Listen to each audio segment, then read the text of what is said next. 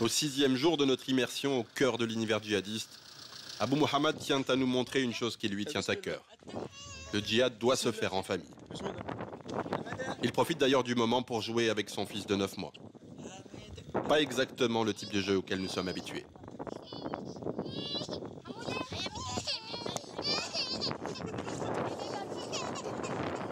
Le cadre de l'interview des femmes est soigneusement étudié. ما بخاف لاني انا بجوز انا وابني بالبيت ينزل فوقنا برميل او بجوز انا ابني بالبيت يعني بالسوق ينزل فوقنا صاروخ او قذيفه ما بخاف عليه بعدين احنا هون عم بضربنا يعني اذا متنا انا وابني رح نموت كرامه يعني عم بضربنا وبعدين انا يعني ما بخاف على ابني لاني ياتيكم الموت لو كنتم في بروج مشيده يعني حتى لو وين ما كنت رح ياتينا الموت. L'épouse d'Abou Layef est là, elle aussi. Image volée d'une intimité qu'on ne montre jamais. Mais ce qu'elle ignore, c'est que dans 48 heures, son mari ne sera plus de ce monde.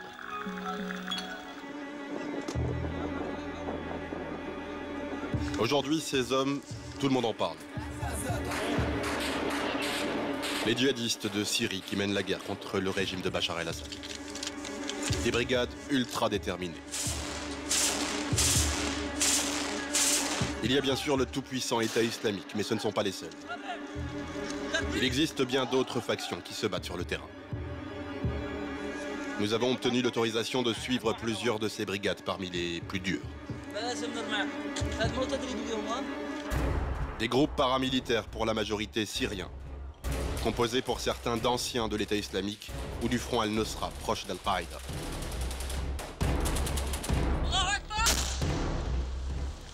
Plusieurs milliers de combattants regroupés en factions autour de l'attaqué, Idlib et Haleb. Comme l'État islamique, ils mènent une guerre sainte. Comme l'État islamique, ils veulent faire tomber le régime. Et comme l'État islamique, ils rêvent d'instaurer un nouveau califat. Pour toutes ces raisons, l'État islamique et ses brigades ne se combattent pas, ne sont pas alliés non plus, ils cohabitent. Ces escadrons du djihad mènent une guerre sans relâche. Nous avons été autorisés à suivre exceptionnellement ces hommes pendant 9 jours.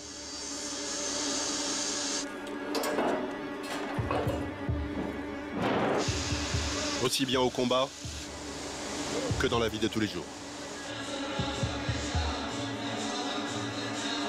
Jamais ces hommes n'avaient été filmés de cette manière.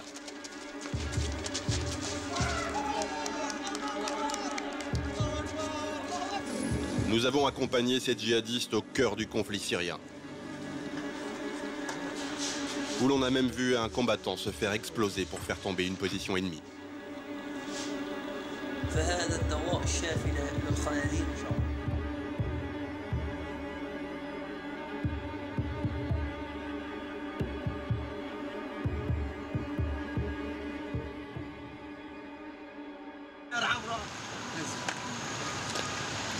Quartier nord d'Alep, juin 2015.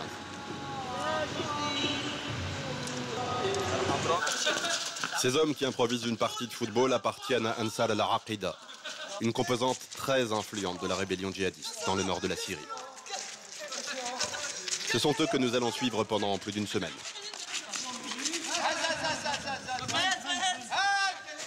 Rien n'aurait été possible sans cet homme, Abu Muhammad al-Halabi. Ce quadragénaire à la barbe et aux lunettes a créé cette faction il y a près d'1 an. Il était auparavant le patron incontesté dans le nord du pays de Jabhat al-Nusra, un groupe salafiste affilié à Al-Qaïda. Seigneur de guerre à la réputation sanguinaire, c'est toujours lui qui est aux commandes. Même ici, lorsqu'il s'agit de mettre le ballon dans le camp d'en face.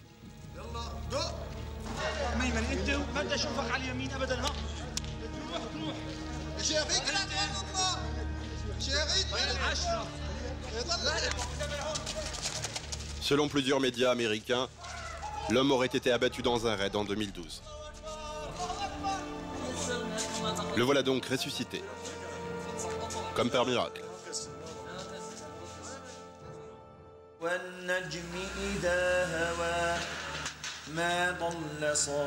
C'est dans cette école à Halep, en partie détruite par les bombes du régime, que le chef d'Ansar al-Aqida, les partisans de la foi, a installé son quartier général il y a quelques mois.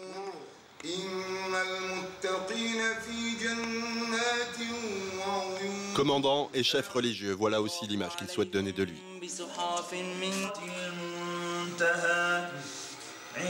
Chaque jour, le même rituel. Dès 8 h du matin, Abu Mohamed suit avec ses hommes l'apprentissage de l'Ahkam, un enseignement très poussé du Coran. Enseignement prodigué par une de leurs éminences grises, lui-même vétéran du djihad. وبكلام رسول الله صلى الله عليه وسلم ونحثهم على الجهاد حتى ايش؟ حتى يكونوا من المؤمنين حقا. La religion et la guerre, les deux fondamentaux d'Abu Mohamed. C'est même en tenue traditionnelle des Moudjahidines qu'il a souhaité apparaître, au travail, dans son bureau. A priori, l'homme est extrêmement méfiant vis-à-vis des journalistes. Et il ne manque pas de nous le rappeler. تفاجأنا بأن المخابرات العالمية تعلم عنا الكثير. من أين جمعوا هذه المعلومات؟ فتشنا، بحثنا، وصلنا إلى أن عدد من الصحافيين طبعا الذين يموهون عن أنفسهم بأنهم يعملون في الصحافة كانوا مخابرات. Alors pourquoi nous? Nous avions rencontré Abu Mohamed en 2012 à Halep, au début de la guerre, et avions tissé un lien de confiance. Nous avions depuis maintenu un contact que nous avons réactivé il y a quelques mois pour demander à le suivre pendant une semaine. Il a accepté parce qu'il souhaite montrer qui sont ses combattants et expliquer pourquoi ils se battent. Tout au long de ce tournage, nous devrons suivre les règles qu'il va nous imposer. Le quotidien de la guerre que nous allons vivre, c'est d'abord celui des bombardements.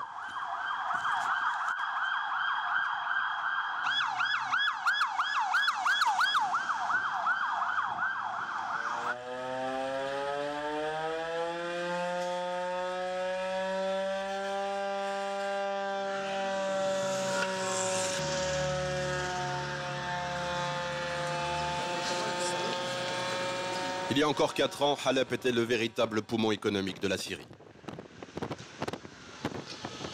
Aujourd'hui, plus de la moitié de la ville est en ruine. La menace ici vient presque toujours du ciel. Barils de pétrole ou encore bonbonnes de gaz chargées de puissants explosifs et parfois aussi de ferraille et de combustible, dont l'utilisation est interdite par la Convention de Genève. Une bombe vient tout juste de tomber dans ce quartier passé sous la coupe des djihadistes, mais où résident pourtant de nombreux civils. Selon Amnesty International, plus de 3000 personnes auraient fait les frais des largages intempestifs de l'armée, rien que pour 2014. Des armes meurtrières dont le régime continue de nier l'utilisation, affirmant ne cibler que les rebelles. Ici, que des dégâts matériels. جايينك يا كلب ضاعت جبهات يا عرصه لعنك الله في الدنيا والاخره يا احمد حسون انت لازم تروح على ايران يسموك اهل الله ما هو مفتي سوريا ما بي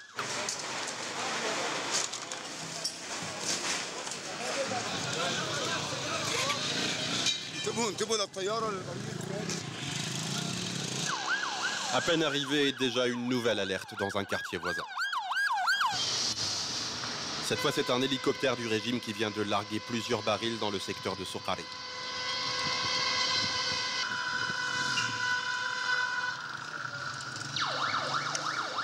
Le bilan est lourd.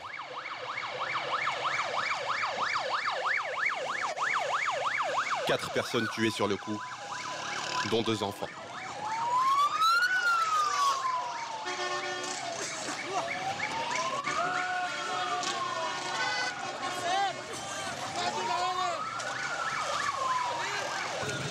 Cet homme, qui se trouvait pourtant à 500 mètres de l'impact, a eu le corps sectionné en 2 par des éclats de barils. En une journée, la scène que nous venons de vivre peut se répéter jusqu'à 15 fois au rythme des raids de l'armée. Et dans ce quartier d'Alep, comme dans beaucoup d'autres, les bombardements intensifs profitent inévitablement à la cause djihadiste.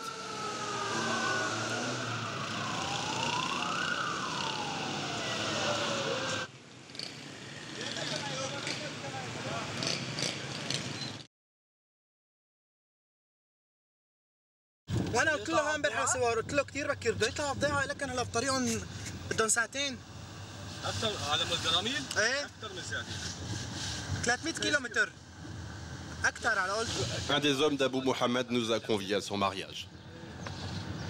2 heures pour à peine 30 km. La photo aux nombreux checkpoints et à l'état de la route.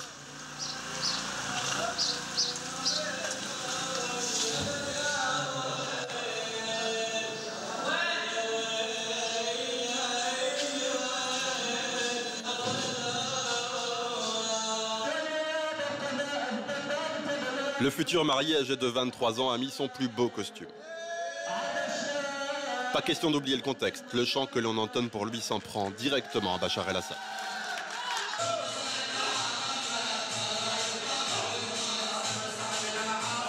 Comme le veut la tradition, les hommes et les femmes font la fête séparément.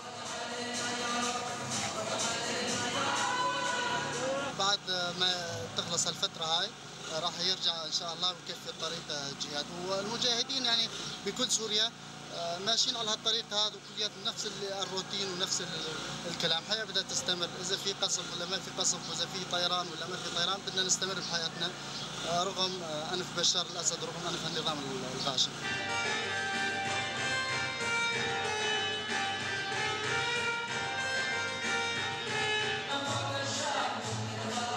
La scène est surréaliste. Ces hommes sont tous combattants. Dehors, la guerre continue.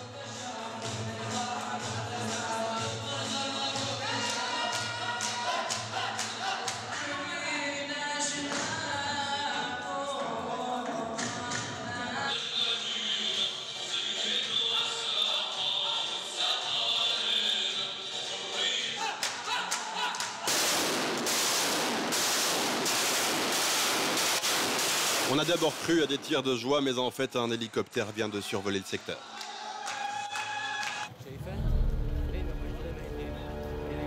Nous sortons du hangar pour tenter de filmer ce qui fait tant polémique. Les hélicoptères que le régime veut à tout prix cacher. Il est très risqué et très difficile de les apercevoir. Ce sont eux qui lâchent ces barils de la mort que nous vous montrons ici au ralenti.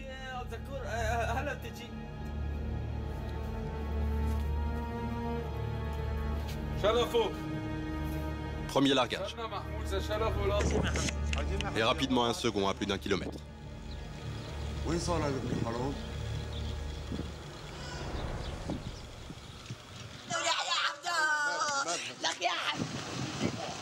Arrivés rapidement sur les lieux, les hommes de la protection civile ne pourront que constater les dégâts.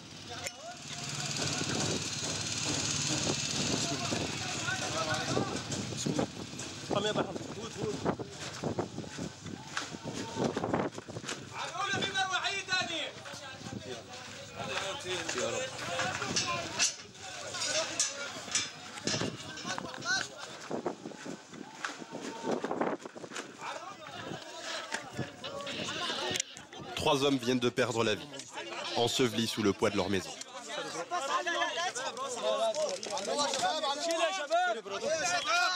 Celui-ci a été pris au piège. Les hommes de la protection civile ne parviendront pas à le ranimer.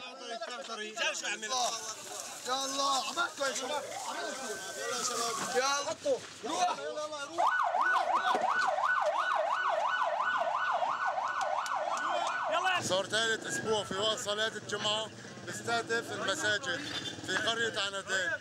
بيجي الطيران مروحي بيستهدف المساجد. هذاك الاسبوع 14 شهيد وهي الاسبوع 3 شهداء من تحت الانقاض. ما بضرب غير على بيوت المدنيين اطفال ونساء.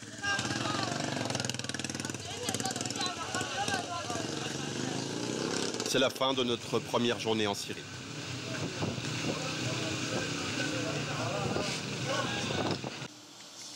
الله أكبر. إن الذي تكرهون في الجماعة خير مما تحبون في Le lendemain matin à Idlib, à 80 km au sud-ouest d'Alep. Dans une mosquée discrète, un adolescent de 11 ans déclame des versets du Coran incitant les musulmans à faire la guerre sainte.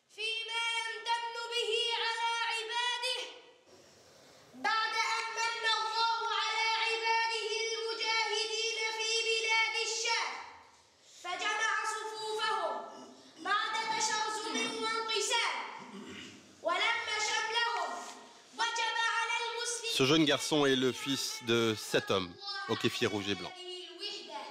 Son nom, Abu Tawfiq, un des plus importants seigneurs de guerre de la région. Vétéran du djihad, il a fait ses classes en Afghanistan, en Tchétchénie ou encore dans les Balkans. Aujourd'hui, Abu Tawfiq accueille dans son fief une réunion de la plus grande importance, où sont conviés tous les chefs djihadistes de la région. Des responsables de nombreux groupes qui opèrent entre Halep et Latakia. Tous ont le même objectif, instaurer la charia et établir un califat islamique.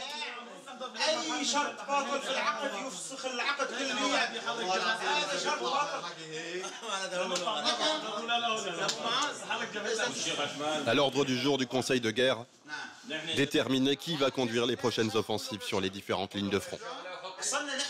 Abu Tawfiq met la pression sur ses hommes. الشخصيات اللي من اول هلا ما استشهدت صارت عبء. ليش؟ صار عنده ايجابيات ظاهره وصار عنده سلبيات ظاهره. فهالسلبيات احسن ما يغطيها عند غيرنا، يخلي يغطيها. Abu Mohamed est présent lui aussi. انه نقاتل بشار الاسد لانه رافضي. لا لانه لا يحكم شرع الله عز وجل. فكان اختلاف كبير بينه وبين باقي المشارب. À leur côté, un homme est assis mais refuse de se laisser filmer, et pour cause. Sa tête est mise à prix.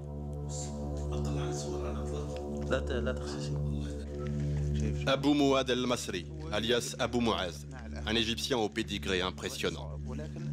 Recherché par le département d'État américain, capturé en 2009 par la CIA en Afghanistan et extradé vers les États-Unis puis l'Égypte. Il en est ressorti libre 2 ans plus tard, après la révolution qui a mis fin au règne de Moubarak. Fin de la réunion. En plus d'être un chef de guerre redouté, Abu Tawfiq est aussi un stratège politique. Il ne remet jamais en cause l'influence de l'État islamique en Syrie.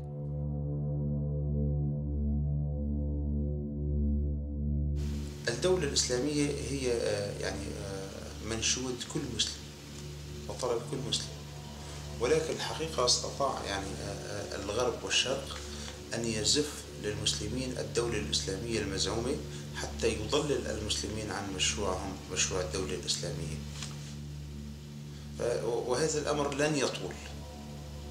لن يطول التضليل والتزييف عن غاية المشروع الحقيقي، لن يطول، وسوف تتجلى الأمور وتتوضح الصور بإذن الله إن شاء الله. Nous allons pouvoir juger par nous-mêmes de la détermination de ces hommes sur le terrain.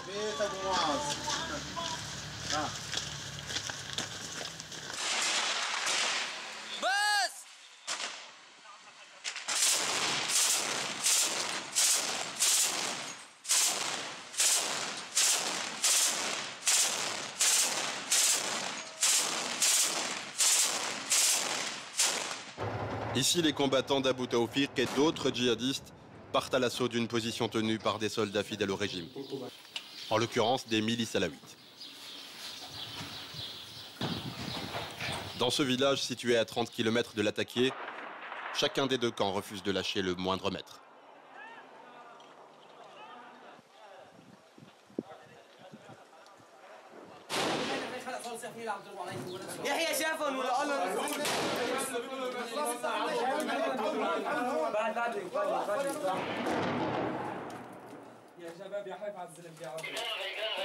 بس طول بالك ليه؟ هيك ترى في مناظرات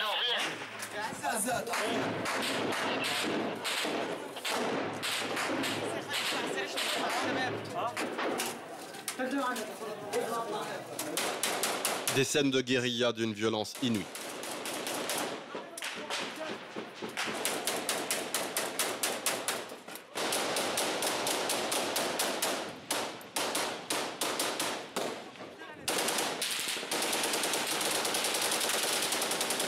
Nous finissons par rapidement nous retrouver coincés au milieu des rafales d'armes automatiques.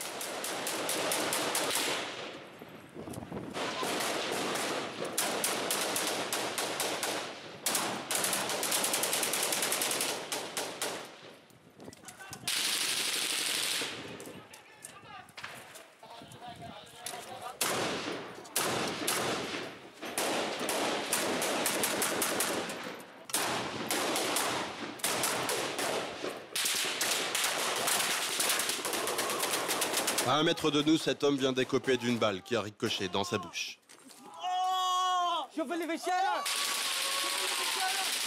Sans assistance médicale, il décédera avant la tombée de la nuit.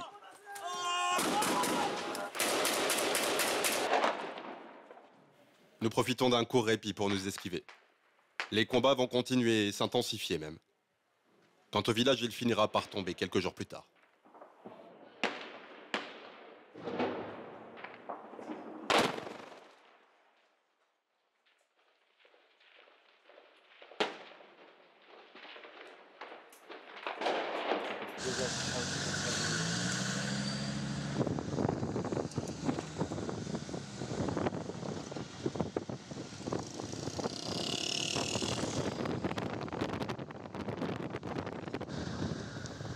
Au volant du pick-up, Abou Mohamed accepte de nous conduire dans un lieu tenu secret à Alep, où aucune caméra n'avait encore pu pénétrer.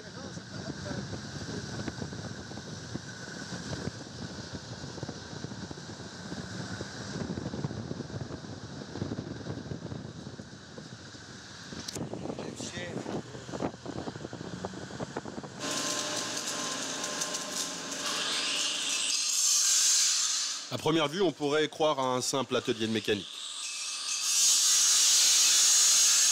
Mais c'est bien ici que le groupe Ansar al-Aqida et d'autres factions djihadistes produisent quotidiennement explosifs, bombes et munitions.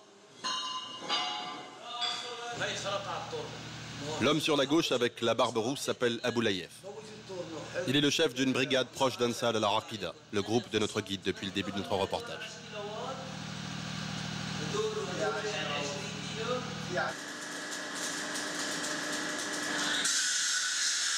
رجع مخرط بس هيك شرار اجى من برا صمي مسك صمناه ولحمناه ونحن الطبات كنا لحنين اللحام على الدولاب مثل عادي مو بزمان وانا هيك سويتهم اجى جسرين عليه جسرين هيك انطبوا طب هيك صار عندي شخصيه يعني بدخل فيها وين ما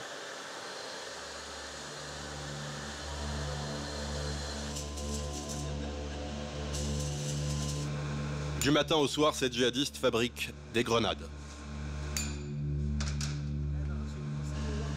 Mais aussi des bombes.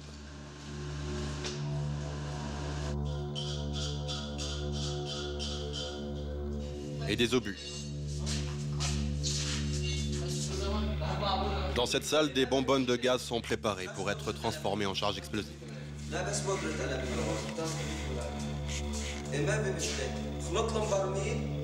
عبوا هدول برميل زد لهم بودرة ألمنيوم زغرة كبريت خلط لهم إياهم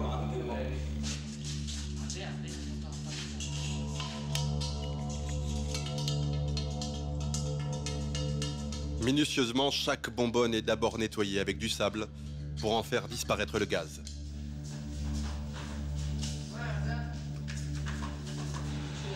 Et remplie ensuite avec de la poudre. Précaution qui pourrait sembler dérisoire, les artificiers sont équipés de blouses et de masques. D'où viennent ces armes? Qui finance? Impossible de le savoir.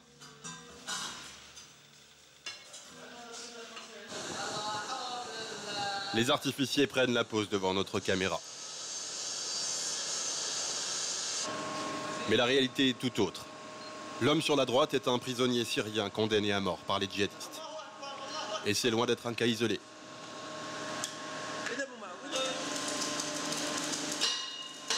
Tout cet arsenal pourrait sembler artisanal, mais il suffit de retourner sur la ligne de front pour se rendre compte qu'il permet aux djihadistes de faire énormément de dégâts chez l'ennemi. Nous accompagnons Abou Mohamed près de la ville portuaire de Latakia, sur l'une des lignes de front les plus disputées des derniers mois.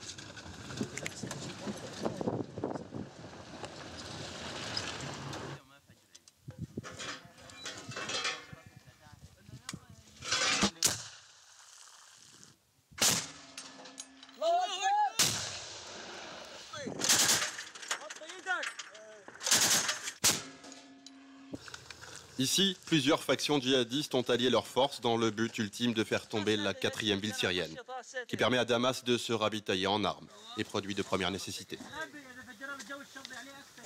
Ce combattant d'à peine 13 ans vient tout juste de manipuler d'un peu trop près l'un des canons qui venait de servir.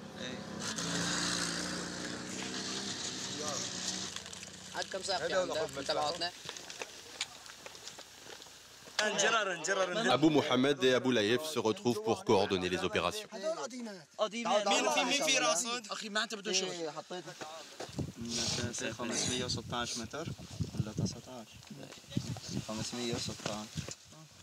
Sur le versant opposé, situé à moins de 500 mètres, une unité chiite donne des sueurs froides aux djihadistes.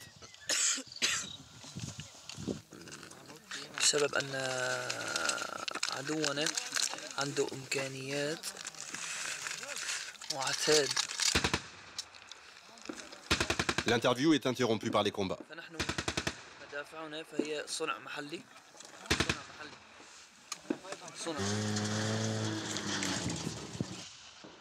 Allahu Akbar.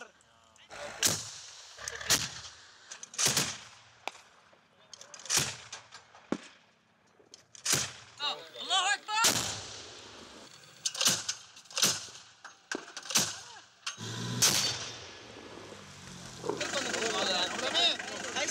Abou Layef, lui, décide de se mettre à découvert pour évaluer les positions ennemies et affiner leurs tirs, avant d'être rejoint par l'un de ses hommes.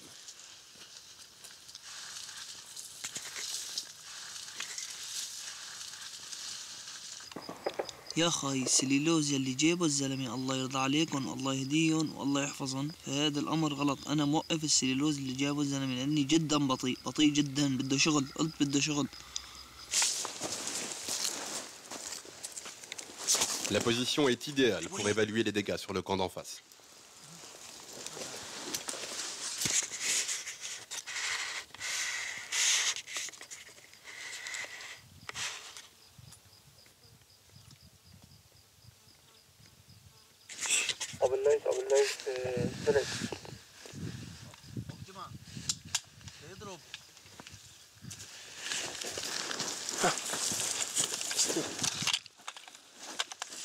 يلا أخوي بسم الله بسم الله.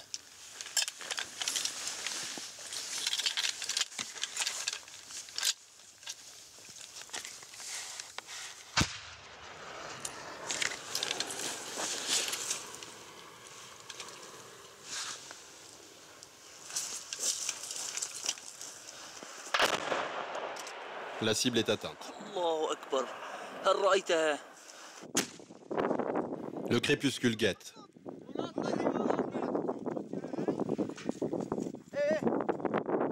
Dans cette guerre d'usure qui, dans le secteur de l'attaqué, dure depuis des mois, les djihadistes ont fait reculer leur ennemi de quelques dizaines de mètres.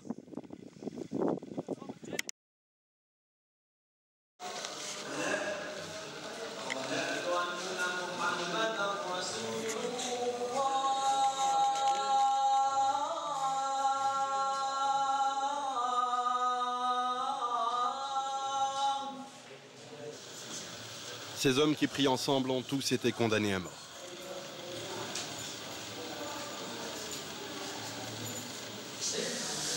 Comme pour l'État islamique, dans les zones qu'ils contrôlent, les djihadistes disposent de leurs propres tribunaux et bien sûr de leurs prisons. Celle-ci, située dans un quartier sud d'Alep, compte une cinquantaine de prisonniers. Des soldats capturés au combat, des déserteurs du régime, et parfois aussi des civils soupçonnés d'espionnage par les djihadistes. Avant d'être traduits devant la commission islamique, les captifs sont entendus une première fois dans ce bureau. Comme cet homme, un déserteur.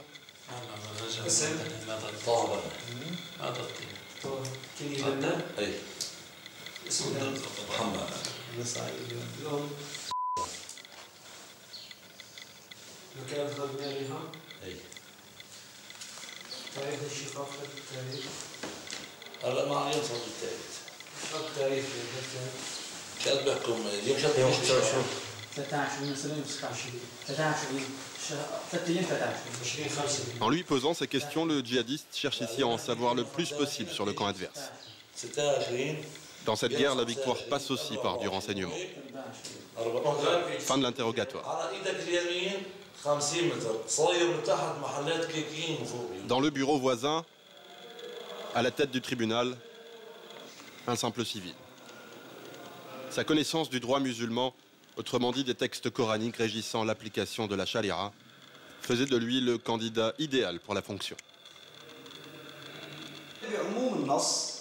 يكون الجاسوس له طبيعة، هل هي الطبيعة تخابرية لصالح النظام أم طبيعة المنفعة؟ إذا كان تخابري فإنه يعامل معاملة من تولى العمل معه. Une simple affiche collée au mur rappelle la sévérité de la peine.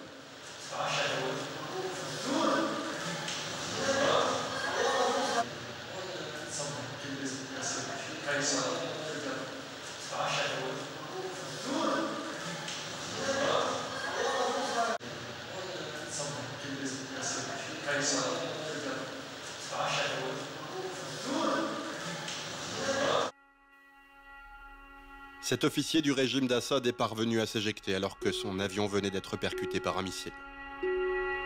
Les djihadistes l'accusent d'avoir largué des bombes barils sur des populations civiles à de nombreuses reprises. Il risque la décapitation.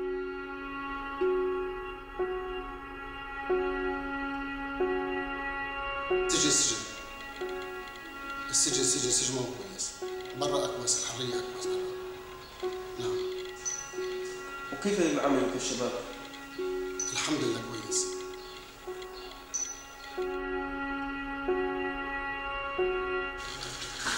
Impossible pour nous de connaître les véritables conditions de sa détention. La prière pour seul échappatoire.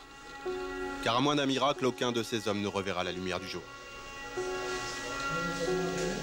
Dans certains cas, les prisonniers peuvent aussi servir de monnaie d'échange. Comme cet homme sur la droite, capturé il y a 3 mois sur le front. Au téléphone, son père, commandant de l'armée régulière. C'est avec lui que le djihadiste ici à gauche doit négocier sa libération. Allô شلونك؟ الحمد لله رب العالمين شلون صحتك؟ الحمد لله الحمد لله تمام. ليش ما بدكوا تتصلوا؟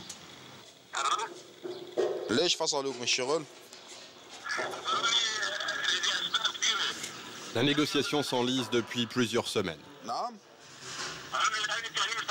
Le djihadiste va donc clairement lui lancer un ultimatum. C'est à ce moment-là que le prisonnier comprend qu'il vit peut-être ses derniers instants. قدمت لهم طلب مشان مبادرة؟ حكيت مع المحامي. ايه حكيت مع المحامي. ايه قال لي بس انا بدي اعطيني اسم السنة خلال يوصل ما بعطي اسم. ما في تذكرة اسم انا. وما عندي اسم عندي لا تاخذ الاسم. ايه انا بدي خبرني ماشي انا بدي دورك. يا حجي معك مهلة من هول لأسبوع. معك مهلة من هول لأسبوع، رديت لنا جواب رديت لنا، ما رديت لنا جواب يعني ترحم على أبنائك. لا ما لنا طيبين ولا لنا أكابر، إن شاء الله لنقيم عليه الشرع وحد. على الله. السلام عليكم. عليكم السلام ورحمة الله.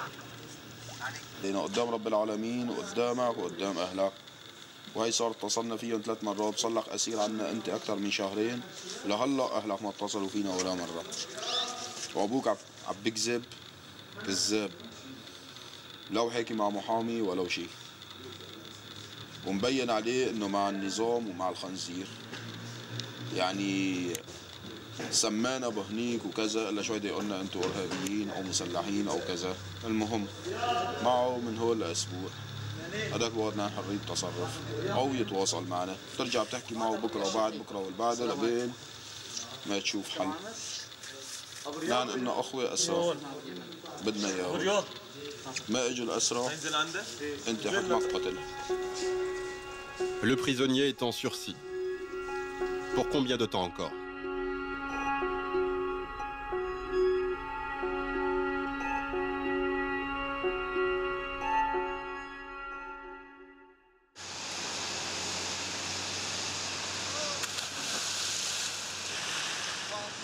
Depuis notre arrivée, nous sommes sans cesse surpris par la dureté de la guerre.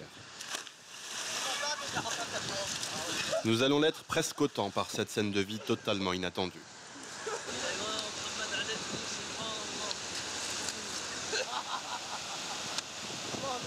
Ensemble au combat, les hommes d'Abu Mohamed sont tous là, les pieds dans l'eau, dans cette rivière.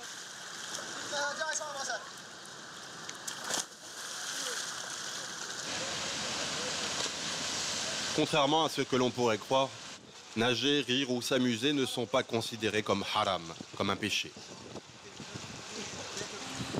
Ce jour-là, Abu Mohamed a décidé d'accorder quelques instants de détente à ses hommes.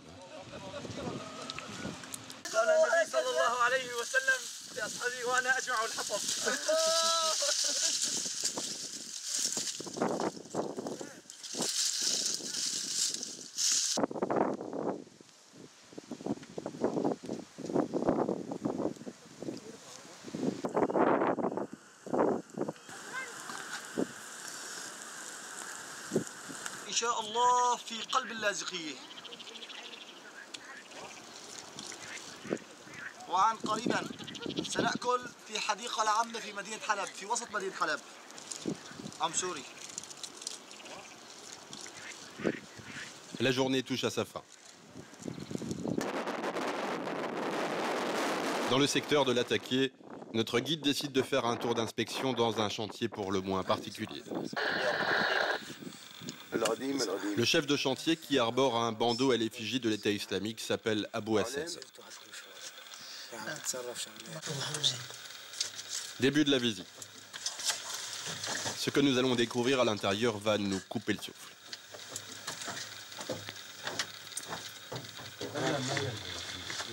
Construit au début de l'été à 6 mètres sous terre, ce tunnel a été foré pour prendre l'ennemi à revers. Au bout du 2e kilomètre, les positions ennemies se trouvent au-dessus de nos têtes.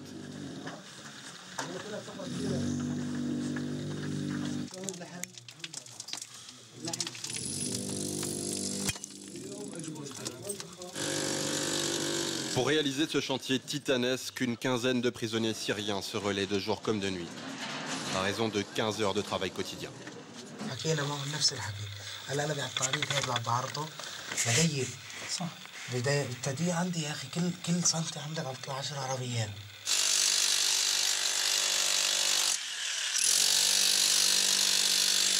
Des conditions de travail épouvantables pour ces forçats, munis de simples marteaux-piqueurs et qui doivent supporter la chaleur qui dépasse les 40 degrés dans une ambiance irrespirable.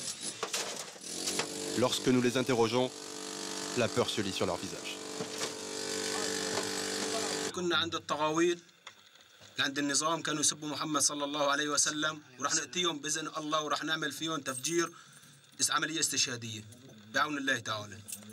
إذا ما بنقدر نجيهم فوق الأرض إن شاء الله من تحت الأرض نكون تحتهم. وبإذن الله رح ندبحهم واحد واحد للكفرة. Dans cette guerre tactique où chaque camp tente de prendre l'autre de court, les djihadistes montrent ainsi qu'ils sont prêts à tout. En plein cœur des entrailles de la terre, Abu Assad profite de la présence de journalistes étrangers pour nous interpeller sur un sujet qui lui tient à cœur. Il est l'un des seuls du groupe à parler ouvertement de la France comme d'un ennemi.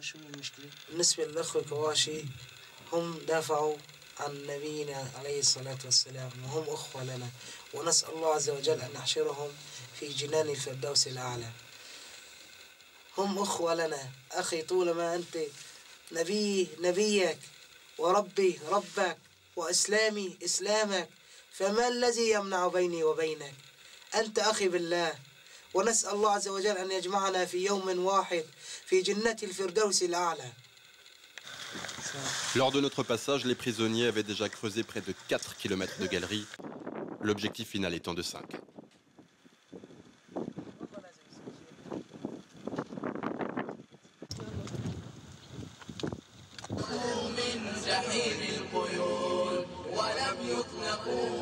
Près d'une semaine au cœur de la lutte djihadiste, et nous allons d'étonnement en étonnement. Il y a encore quelques mois, cette zone était contrôlée par l'État islamique. Mais ces hommes en ont été chassés par d'autres combattants, notamment l'armée syrienne libre. Nous avions entendu dire que des chrétiens étaient restés dans le secteur. Nous en avons parlé à nos guides et ils nous ont conduits ici, dans le village d'Al-Khunaya. Érigée en 1933, son église est toujours debout. Elle est même fréquentée par 230 familles chrétiennes des 3 villages alentours. 15 ans déjà que le père Francis, un Italien, officie ici. Les récents événements n'y ont rien changé, y compris quand l'État islamique contrôlait la zone.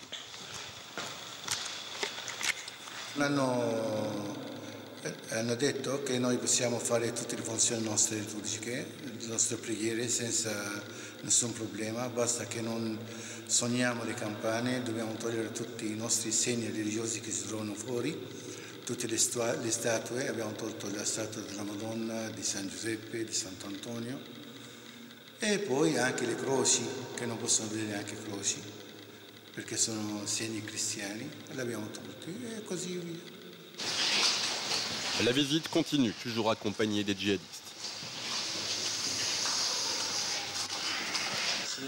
Abou Layef et Abou Mohamed prennent d'ailleurs place à côté du prêtre et sont très attentifs à notre entretien.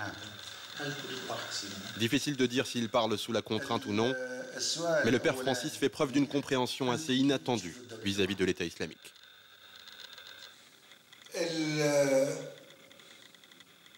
Estremisti è una parola molto larga,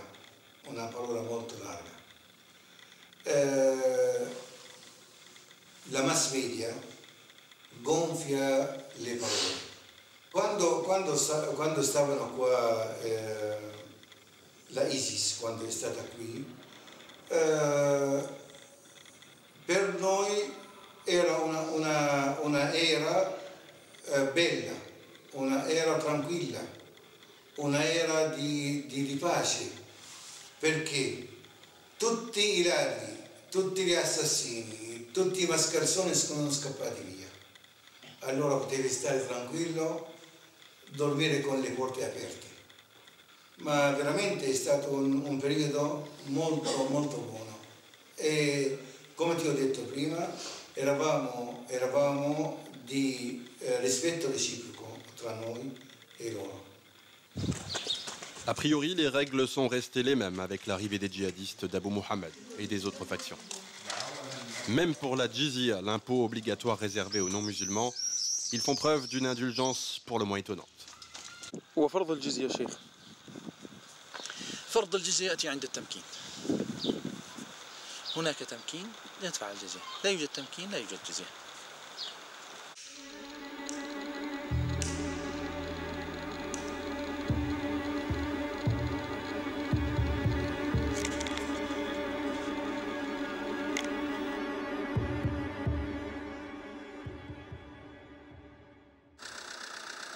Notre guide nous a poliment invités à tourner la séquence qui suit.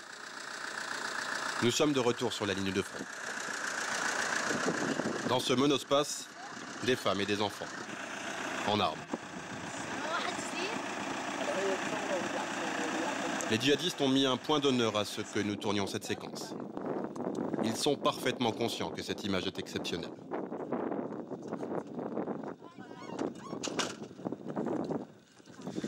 Cet enfant de 12 ans à peine prend la pose tant bien que mal devant nous avec une arme lourde.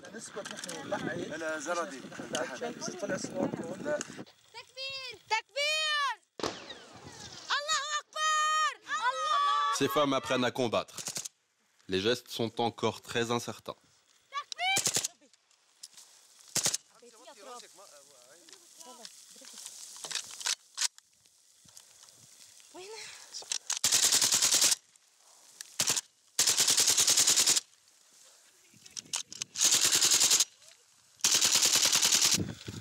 L'épouse d'Abou Mohamed, ici à gauche, a créé sa propre cellule, Qaidat el-Jihad, la base du djihad, alors qu'elle est enceinte de 7 mois. De la confection des bombes au maniement des armes, l'apprentissage se fait sur le tas. كان الساتر بتنزلوا بعدين شو ما بدكم تتحركوا. اذا عملتوا هيك وانتم ملتيين صار ضرب او اي عبطه بتقتلوا بعضكم بدون ما تحسوا. الله يجزيكم. خلي شغله تقدحها لك تلقطش تلقطها. اي والله خلص.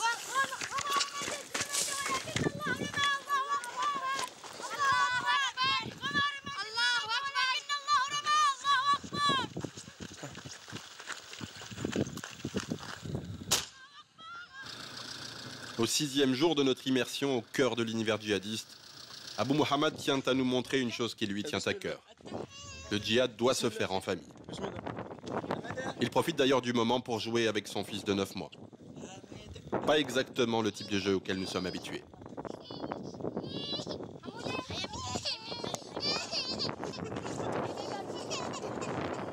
Le cadre de l'interview des femmes est soigneusement étudié. ما بخاف لاني انا بجوز انا وابني بالبيت ينزل فوقنا برميل او بجوز انا ابني بالبيت يعني بالسوق ينزل فوقنا صاروخ او قذيفه ما بخاف عليه. بعدين نحن هون عم نضرب عم بضربنا يعني اذا بتنا انا وابني رح نموت كرامه يعني عم نضرب عم بضربنا. وبعدين انا يعني ما بخاف على ابني لاني ياتيكم الموت لو كنتم في بروج مشيده يعني حتى لو وين ما كنت رح ياتينا الموت. L'épouse d'Abou Laïef est là, elle aussi. Image volée d'une intimité qu'on ne montre jamais. Mais ce qu'elle ignore, c'est que dans 48 heures, son mari ne sera plus de ce monde.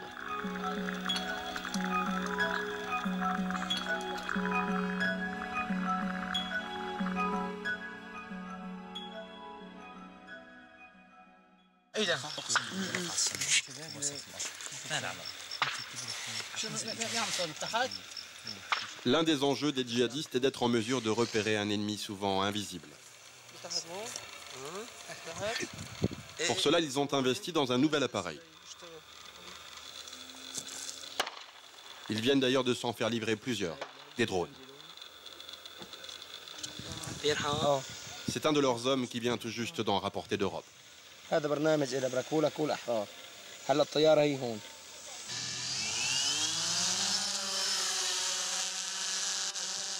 Et cet appareil a de multiples fonctions, en effet. Puisqu'il leur permet à la fois de larguer des charges explosives légères, mais aussi de scruter les positions du régime et de son aviation.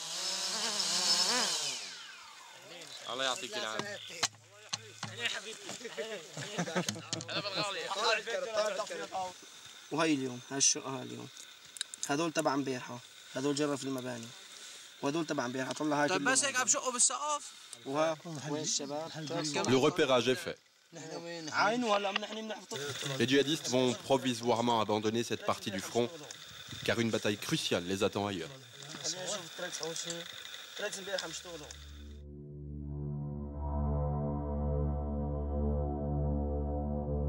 Depuis plusieurs semaines, les djihadistes sont bloqués à El-Friqiya, une petite bourgade à 70 km de Latakia.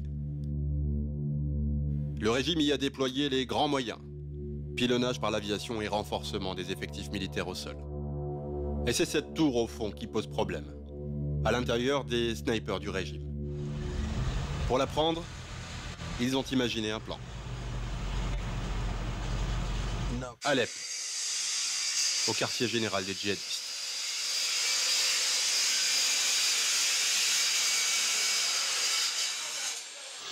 Les artificiers ont préparé tout un stock de buts, prêts à être expédiés sur le front.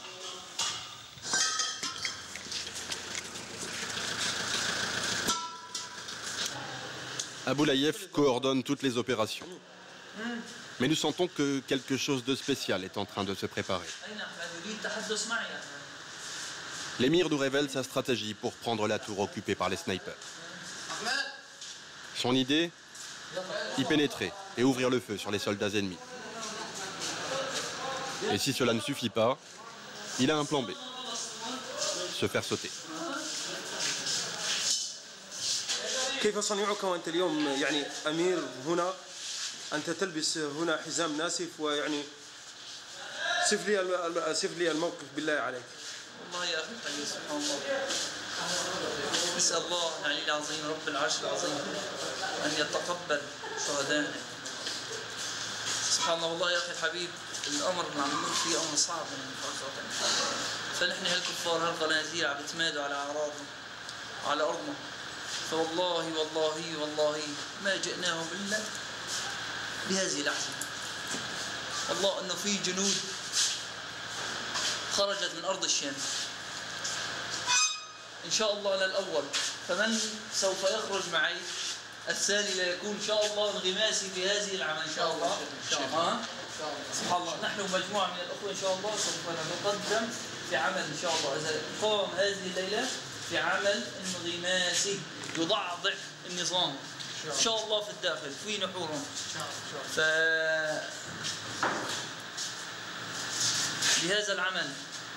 بهذا العمل عمل والله إن شاء الله. ما بك يا أسنان؟ سبحان الله. سبحان الله. محمد جاهز؟ جاهز إن شاء الله. تكبير الله أكبر. تكبير الله أكبر. مين جاهز كمان يا شباب؟ Face à leur chef et à notre caméra, tout le monde est volontaire, même le prisonnier.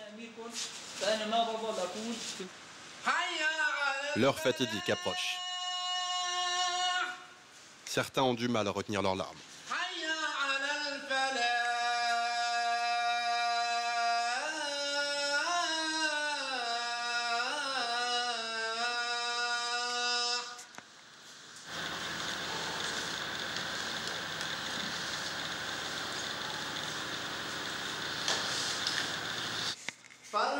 Dernière prière ensemble.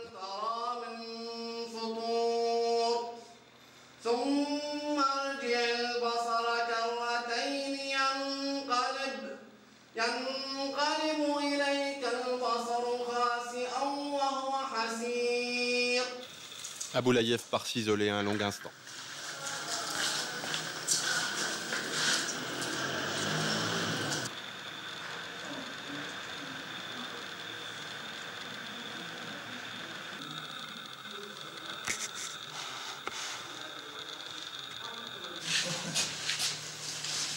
Puis vient l'heure des adieux.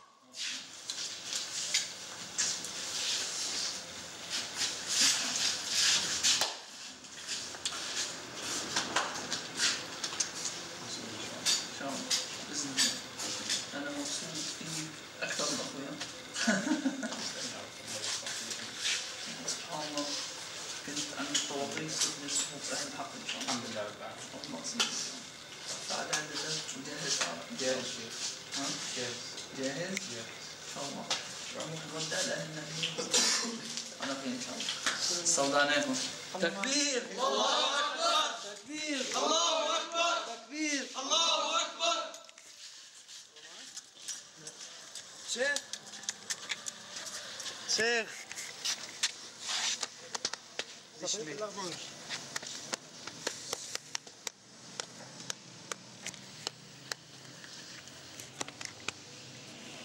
حلفتك بالله إذا قابلت رسول الله سلم عليه. حلفتك بالله سلم على رسول الله يا شيخ. إن شاء الله. الله أكبر. الله أكبر. الله أكبر. الله أكبر. الله أكبر. الله أكبر.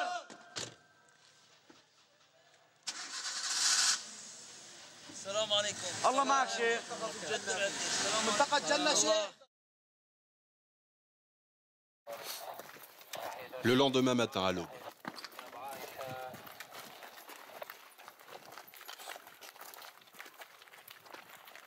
Postée à l'entrée de la bourgade dès les premières heures du jour, une des factions djihadistes ouvre le feu sur l'ennemi pour créer une diversion.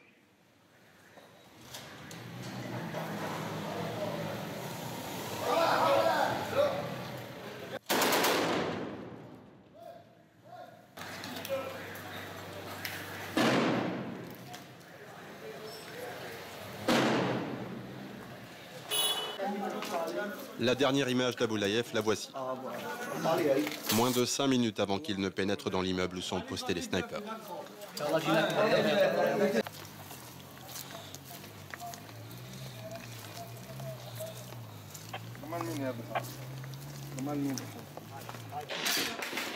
Le kamikaze vient de pénétrer dans la tour. Nous prenons position dans l'immeuble d'en face.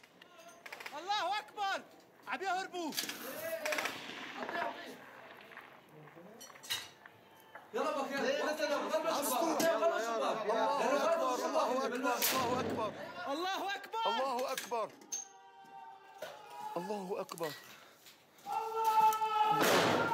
Il finit par ouvrir le feu. فاتوا من الشباك يا رب. وفر ذخيرة يا أبو عامر يا رب. Avant d'écoper lui-même d'une balle. يا رب جعل كيدهم.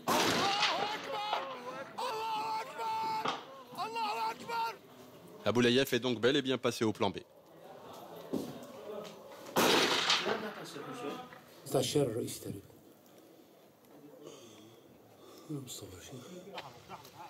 La voie est dégagée pour les djihadistes qui peuvent avancer jusqu'à la tour. Et nous, ce que nous découvrons est une vision d'horreur.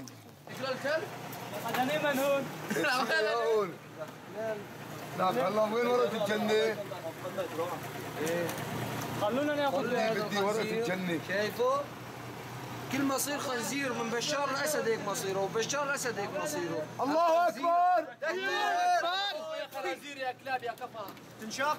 Une vingtaine de corps éparpillés au pied de la tour. Nous décidons de couper notre caméra.